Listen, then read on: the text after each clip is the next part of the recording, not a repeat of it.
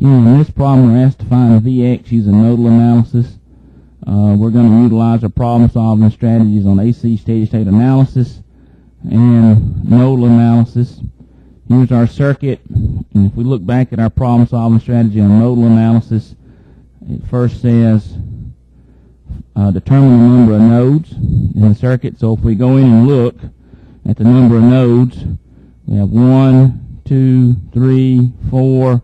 You could say, well, what do we want to do about this one? So let's just leave these two impedances in series. So we have 1, 2, 3, 4, 5. Okay, so we're going to have 5 nodes. Okay, we're not going to worry about this one, although there's a node there. We're going to combine those two impedances and consider them as being in series.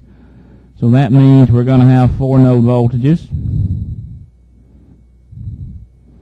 And that means we're going to need 4 equations. And remember, we picked one of the nodes as a reference, so let's pick our bottom node as a reference. And I'm going to label this node voltage V1, this node voltage V2, this one up here V3, and then I'm going to label this one at the top Vx, which is the variable we're looking for. Okay, so if we look there now, we have our 4 node voltages V1, V2, V3, and Vx. Now, one of our equations is very simple. We actually have 2 constraint equations.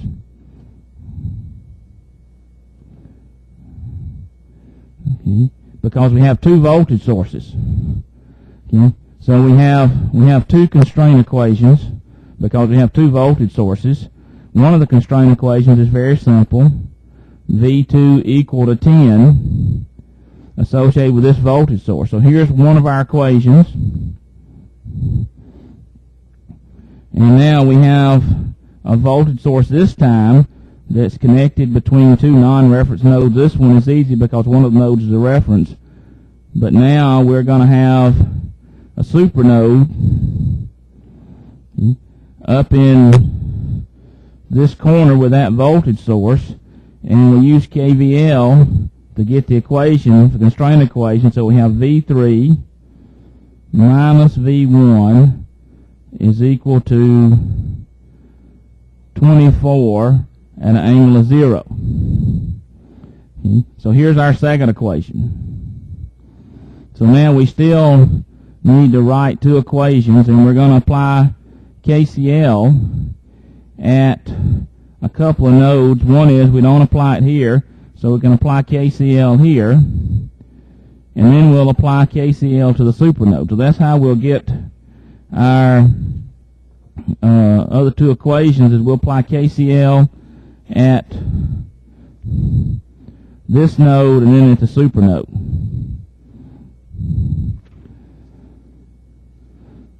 Okay, so here's our circuit.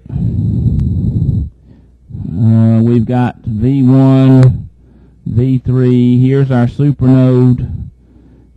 Here's Vx. And now we want to go through and apply KCL at supernode and at this node. Okay, so at this node, we'll have Vx minus V3 over 4. That's the current leaving in that direction out of that node.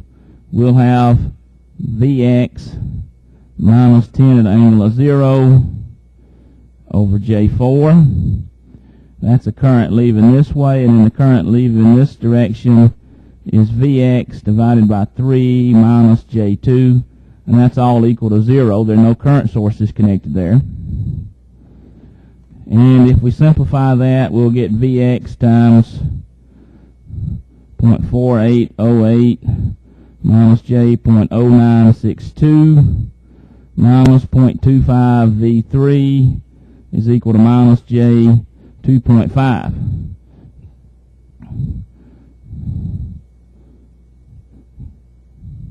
Alright, so there's our third equation. Now we want to do KCL at the supernode. And really what we've already done here is we went ahead and substituted in. We could have left this in terms of V2, but we went ahead and substituted that in. Alright, and now KCL at the supernode, we'll have this current, which is V1 over 4. Then this current, which is V1 minus 10 at the angle of 0 over J2. And then we'll have this current, which is V3 minus V4, or V3 minus Vx over 4 equal to 0.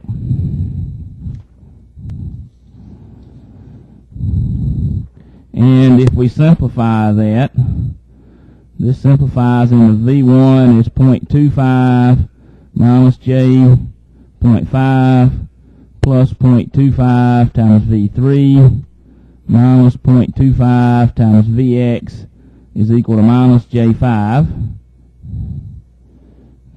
Okay, so here's really our fourth equation. So the equations that we're going to solve using MATLAB, we have this equation.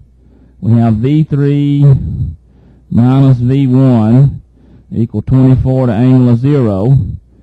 And then we have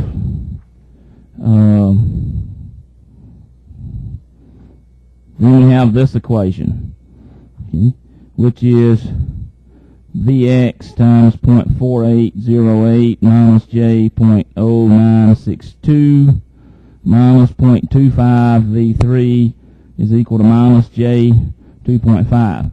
So you say, well, why aren't they 4? Well, that's because we went ahead and substituted in that V2 equal 10. So these are the three equations that we actually wind up solving. Okay, so solving using MATLAB yields Vx is equal to 17.4 at an angle of minus 21.62 degrees.